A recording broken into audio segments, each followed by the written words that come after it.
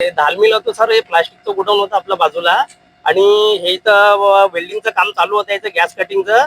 आणि मागच्या साईडला खिडकी आहे, त्याच्यामुळून आग अंदर गेली आणि माझं 4-5 लाख रुपयाचं नुकसान झालेलं आहे. मी गरीब माणूस आहो, आता काय करावं सांगा तुम्ही नेमकं. म्हणजे आपल्या शॉर्ट सर्किट वगैरे नाही झाली, याची गॅस कटिंग मतलब त्यानं झाली. ते वंद्र तुम्ही बघू शकता, त्याचं लोखंड वगैरे कापणं चालू आहे गॅसची वेल्डिंगच्या यानं. त्यानं पूर्ण ते नुकसान माझं झालेलं आहे साहेब. आता याची थोडी भरपाई आम्हाला करून पाहिजेत होती शासनाकडून. संतोष राजू नावकार.